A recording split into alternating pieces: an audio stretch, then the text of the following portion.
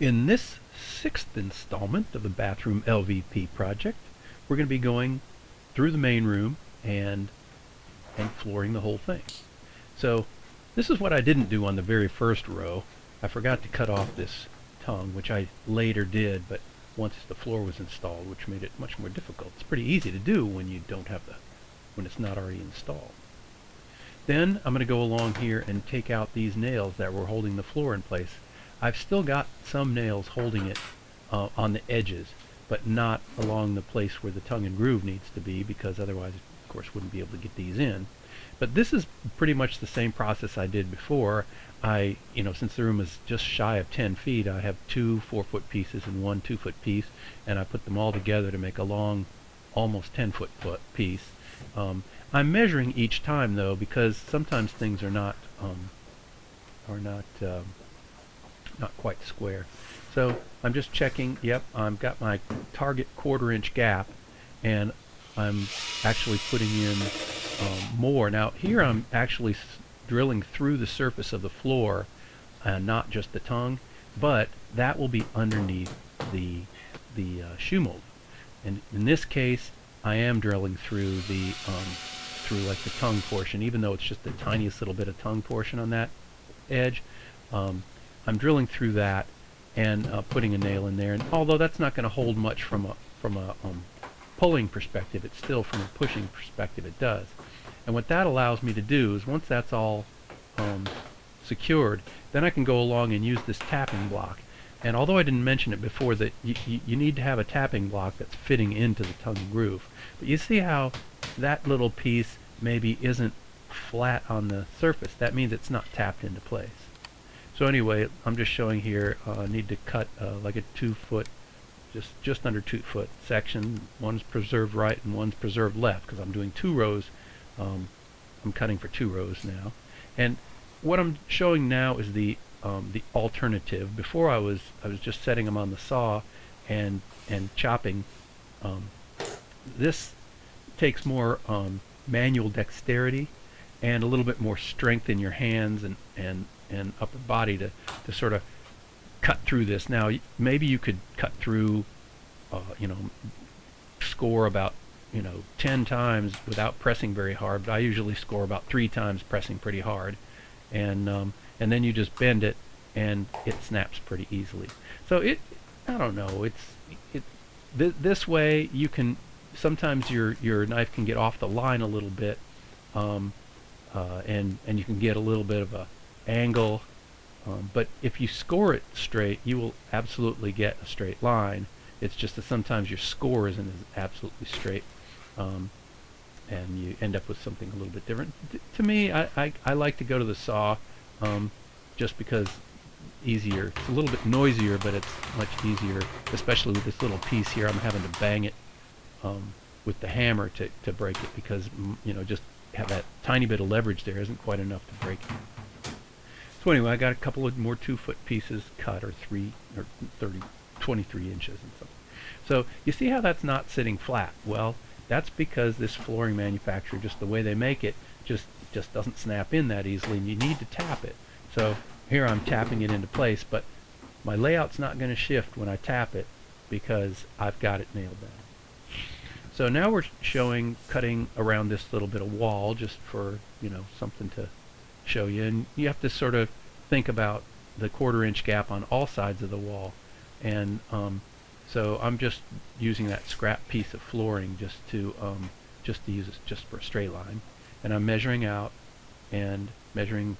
Here I'm measuring the 1/4 inch in addition, because I think that my line was certainly just the position of the wall, as opposed to the position of the wall less the 1/4. So measuring this out, and I'm not showing cutting it, but I cut it out and then scored, and cut the 2 lines and then scored and broke the other piece.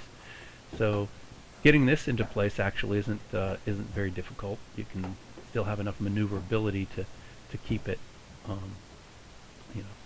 put it in at an angle and then drop it when you get it pushed into place.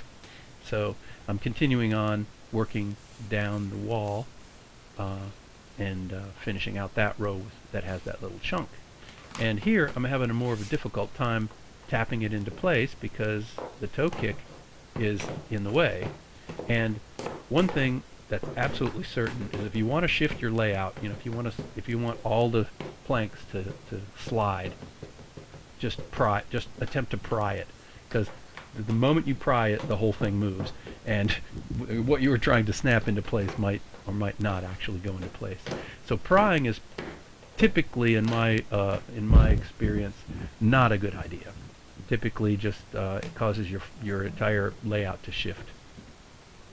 So here I'm cutting this one little piece that will be on that edge of the cabinet, and remembering to cut a 1/4 inch off, which isn't always easy to do. And I think at least one time in this video I cut something and forgot the 1/4, and you get up there and realize, oops, no, need to go back to not to the drawing board necessarily, but at least to the saw and cut that out. So along under the toe kick was an amazing difference in width, because the toe kick was bowed, I think. So that's one thing you can't presume. Don't presume measure one end and then cut that piece. And the toe kick's not too bad because it'll be hidden if there is a problem with it. But on most walls, if you're going along a wall, you probably should measure at all different points along the wall, and then scribe those each of those points onto your piece that you're cutting, and then draw lines between them. You can see that's sort of curved there, but it just needed to be curved because the toe kick was that far out. And this is the next piece, which I think was a little bit straighter, but I still measured at periodic points along there just to make sure that it was a uniform distance away. So I'm going to assemble this toe kick piece and wrestle it into place, which this turns out to be quite the challenge, because the toe kick is, underneath the cabinet there is a difficult portion to work with. It's difficult to pry it into place, and if it drops too far, you can't get your fingers underneath it again. But I'm going to start working on this end and get that into place at least, and work it in, and then work my way down, trying not to let it drop so I can't get my fingers in there. But I did chew up my fingers a little bit trying to get this last little piece into place. But I figured I'd put it into video because you might end up in your layout with a similar situation. Almost certainly, kitchens, bathrooms, they're all going to have these places where you're going to be underneath the toe kick. So I had to make this little thing, and it's not the best thing in the world. There's got to be a better way to do this. I was thinking like an auto dent puller, but I don't have one of those. But something to give it a little bit of a shock to get it to lock in, because the toe kick piece was springy. It wasn't flat against the floor. But if I banged this just enough times, I could get the flooring to lock completely in. But it wasn't an easy process. There's probably a better way to do it than I found, but this was an improvisation that I did sort of at the last minute to try to lock it in. And it did work finally. Now here, in this little thing, again, another little improvisation, I just cut a piece that was the right width, and it turned out it was uniform width along there. And so I could, this little piece was the scrap piece, or not, it was the demo piece that they gave us when we shopped for the flooring. And it fit, so I put it in there.